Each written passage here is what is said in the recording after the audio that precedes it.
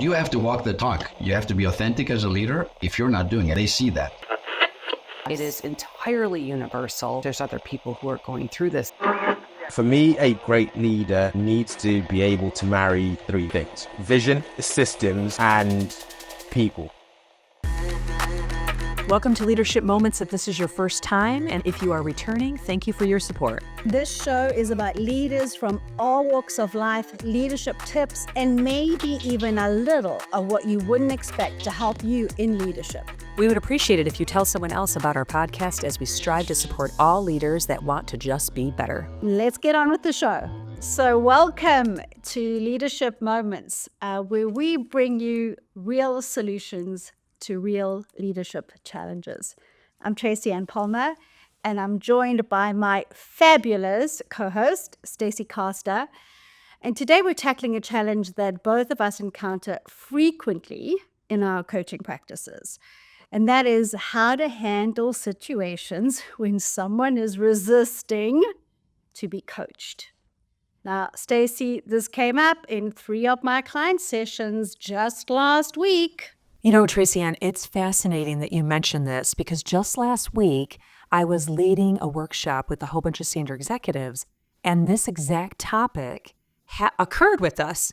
And what I found most interesting is how many leaders don't recognize the signs of coaching resistance until they're deep into the process. It's remarkable. So let's break this down for our listeners. So from my practice, I've identified 3 clear indicators that someone is not ready for coaching. First, they consistently deflect feedback. Second, they're always too busy for coaching sessions. And third, they frame every challenge as someone else's problem. Oh, Stacey, what patterns are you seeing? Yeah, you're spot on with those 3, and I'll add a couple more. So I've noticed across, my time executive coaching as well, that one is what I call the yes but syndrome. They agree with everything, but take action on nothing. So that's a big key indicator is, are you really doing what you say you're going to do? And another is the expertise shield. So hiding behind the technical knowledge to avoid addressing the actual leadership gaps is another thing that I see. And the third is what I term malicious compliance. So going through the motions, but not really engaged at all. Yeah. And that expertise shield is one I have encountered many times. Brilliant executives who push away their entire team with their communication style. So what's your approach when you encounter that specific resistance pattern? Yeah, what's really worked well for me in these cases is I start by speaking their language. So with technical leaders, I actually bring data into the conversation. I'll share research on technical terms, perform under, leadership, different leadership styles that I like to do, or metrics, and the cost of team turnover.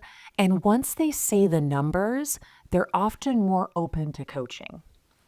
That's actually brilliant, and I'm going to borrow that approach. In return, let me share a framework I used called the 3 circles of impact. So picture 3 concentric circles. There's an inner circle, which is their technical impact, what you can achieve through your expertise alone. There's the middle circle, which is leadership impact, what you can achieve through others. And then there's this outer circle, which is organizational impact, your influence on the entire system. So I use this visual to show resistant coaches how they're limiting themselves to the inner circle by refusing to develop their leadership capabilities. I love that. That is awesome. And I want to talk about how it reminds me of technique, but I just have to pause for a second and say, look, listeners, even if you're not an executive coach, you coach as a leader. So understanding these techniques and how to coach others that you're developing in your leadership is really important. So that one that you talked about, Tracy Ann, it reminds me of a technique that I use.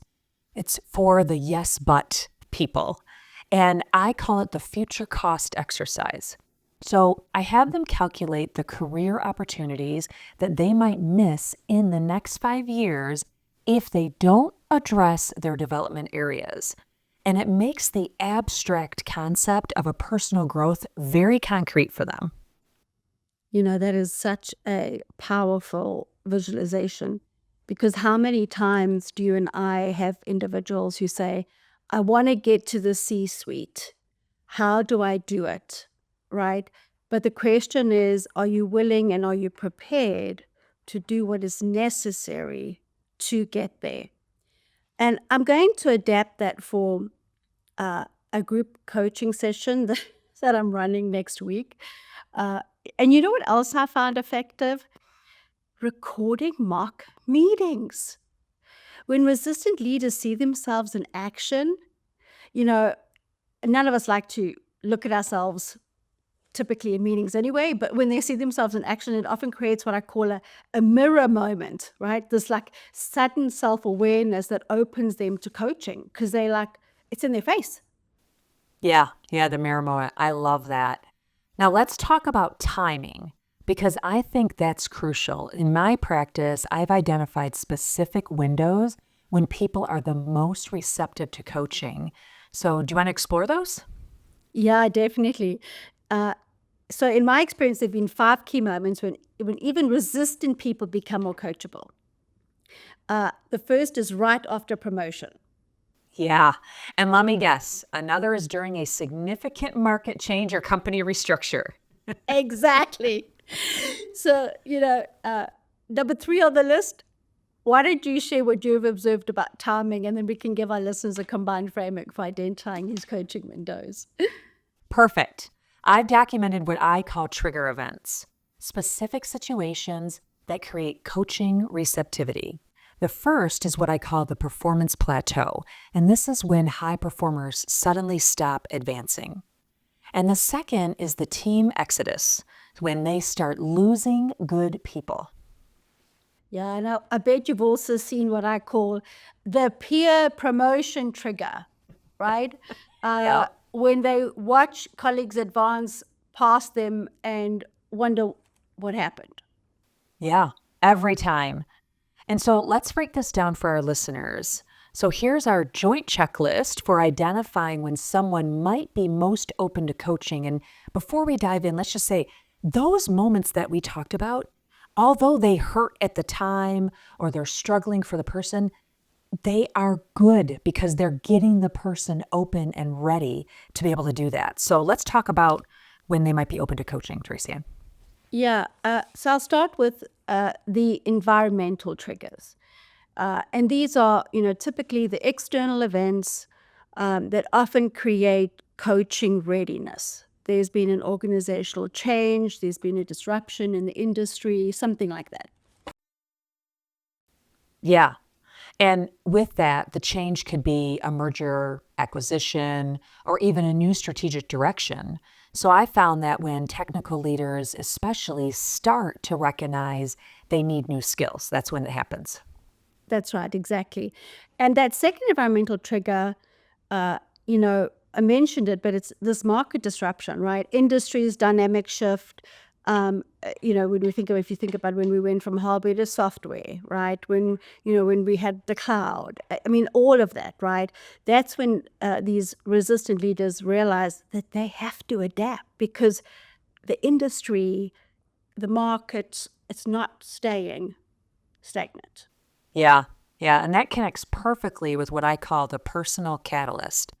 This is the first one that I watch for, is what I term the 360 surprise, right? When a leader receives unexpected feedback that challenges their self-perception. Yeah, what a crucial moment. And I've noticed particularly powerful when it comes from peers rather than just direct reports or supervisors. And I've often included that, as a leader, not even a coach, but as a leader in my own assessments, Yeah, yeah, absolutely. And, my second personal catalyst is the failed project moment, right? Not when something small goes wrong, but when a significant initiative fails despite the strong technical execution. That's right. That's when they often realize that technical excellence alone, it's not enough, right? I've seen that too. And let me add what I call a career stall indicator, right? The first, being passed over for that promotion. Yeah, and often that's followed by watching peers advance into those senior roles. And I call that the promotion gap realization as well. Totally agree. And here's a subtle one I've noticed. When they start getting excluded from strategic meetings they used to attend, that often triggers a readiness for coaching because they recognize there's blockers, they're trying to figure it out, but they don't know necessarily what's wrong. Yeah, yeah, the team dynamic triggers, right? And first is increased team turnover is another one. Yeah, especially if it's your high performers leaving, right? Yeah, exactly. And, second is what I call cross-functional friction. And this is when they're struggling to get cooperation from other teams, departments, organizations. And, third is declining team engagement scores is another piece. Yeah, those are excellent indicators. And let me add what I call those performance plateaus. The first sign that their solutions that used to work aren't working anymore. And often that coincides with my second indicator, which is when they start feeling overwhelmed by the complexity of their challenges. Yeah, that's exactly right. And the final trigger that I look for is called the future shock. When they realize that the industry is changing faster than their skills are actually developing. Yeah. So, to summarize for our listeners, we're looking for three types of triggers: environmental, like organizational changes and market disruption; personal, like unexpected feedback and project failures; and professional, like career stalls and team dynamics. One of the things that I'll just add, and I just thought about this, look at ourselves as well as leaders introspectively. When you think about these triggers, think about, has any of that happened to you? Because maybe you're the one who needs the coaching, right? If any of that has actually happened to you. But I know for us, it's always about finding that opportune moment where we can truly help a leader and change the course of their career and really elevate them, right? It's so, so critical.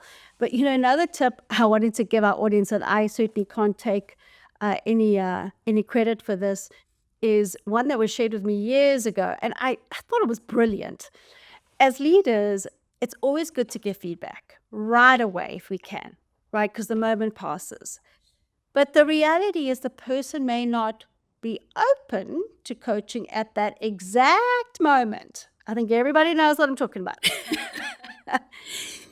What this leader shared with me was a technique called, "Are you open to coaching?" And what he found was when he said that, it gave him permission and invited the coaching in. And there were times the person was not in the right frame of mind, and they would say, "Not right now." But what they would do is they would come back a little later and say, "Okay, I'm now ready for the coaching."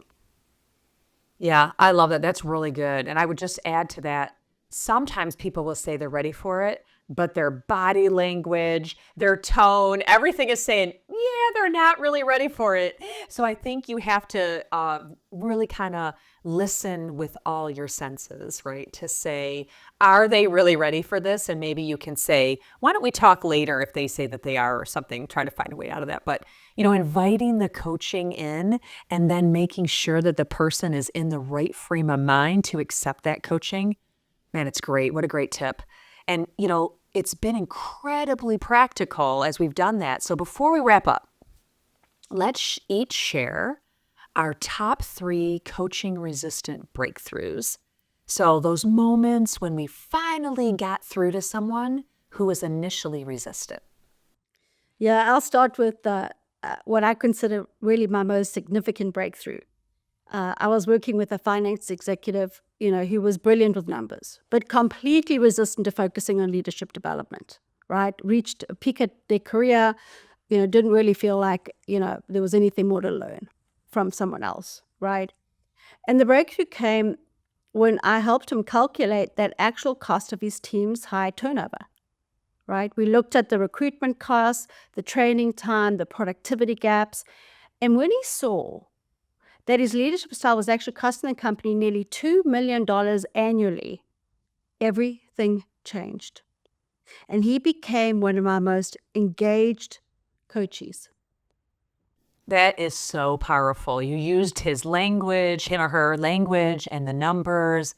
My first breakthrough was with a tech leader who kept saying that they were too busy for coaching. And instead of pushing harder, I asked her to let me shadow her for just one day. And during that day, I documented every interruption and emergency that only she could handle.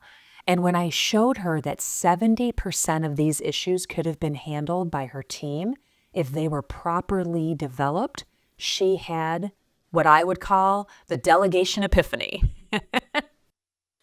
I really love that approach though, right? Because again, it's letting the data tell the story, which helps them get to their own conclusions, I had a second breakthrough, which was with an executive VP who insisted he did need coaching, but his direct reports weren't complaining.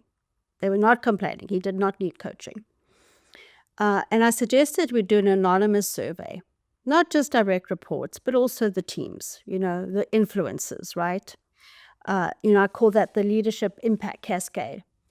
And when we saw the behavior and the ripple effect 3 levels down that it was creating in the organization, it completely changed their perspective. Yeah, that's awesome. And that reminds me of my second breakthrough. I was working with a resistant leader who was proud of their direct communication style. And I recorded one of their team meetings, with permission, of course, and created what I call a communication impact map. And we tracked how participation dropped off after their harsh responses and measured the number of good ideas that never got shared. So seeing this pattern visually is what was their turning point. Wow, that is so powerful, right? So, so powerful. My last one that I'll share real fast was a CEO who thought coaching was soft stuff. Sound familiar? Heard that before? Yeah, oh yeah. And so I invited them to participate in what I called a future state interview, right? Where we interviewed 3 of their most admired industry leaders, about how they developed their leadership capabilities, and hearing these role models talk about their own coaching experiences completely shifted their perspective. That is brilliant. That is brilliant. I love it. My third breakthrough was with a senior leader that kept dismissing their leadership development as politics. And I created what I called a technical leader shadow program, where they spent one day each with 3 successful technical leaders in other companies, and seeing how they balance technical expertise with their leadership skills made them realize that they were missing half of the equation. If we looked at the patterns in these breakthroughs, we're seeing the power of data and visualization and making the intangible tangible. Exactly. So, and plus the impact of peer experiences and role models are so important. Yeah. And most importantly, meeting resistant leaders where they are, whether that's numbers, technical complexity, or concrete evidence, these breakthroughs all have one thing in common. They didn't try to force the coaching relationship, but instead created conditions where the leader could discover the value for themselves. That is the most important thing. Yeah, that's exactly right.